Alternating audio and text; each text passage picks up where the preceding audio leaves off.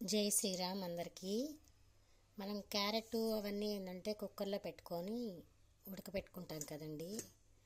అవేంటంటే ముక్కలు చేయకుండా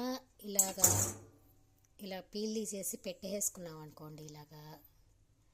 ఇలా నెట్లాగా పెట్టేసుకొని లేకపోతే ఒక గిన్నెలోనో అట్లా పెట్టేసుకొని దాని మీద మూత పెట్టేసామనుకోండి, మనకి విటమిన్స్ తగ్గవు, అలాగే ఉంటుంది. అయిపోయిన తర్వాత సన్న ముక్కలు చేసేసుకొని మనం ఉడికిన తర్వాత తాలింపు వేసి పెట్టేసుకోవచ్చు. ఏంటంటే ఇప్పుడు ఆయిల్ ఎక్కువ తినద్దు అంటున్నారు కదండి. అందువల్ల ఏంటంటే ఇలా గడ్డలుగా పెట్టేసుకున్నారనుకోండి, విటమిన్స్ తగ్గవు. మెయిన్ అదే, విటమిన్స్ తగ్గకుండా ఉండాలి అంటే ఇలా ఉడకపెట్టుకునేటప్పుడు ఇలా పెట్టేసుకోవాలి. క్యారెట్ లాగే పెట్టేసుకోవాలి. అది చిన్న టిప్ అండి. నేనైతే ఏంటంటే గిన్నెలో పెట్టనండి. గిన్నెలో ఏంటంటే మనం కుక్కర్ విజిల్ వచ్చేటప్పుడు ఆ వాటర్ అన్నీ గిన్నెలోకి వస్తాయి.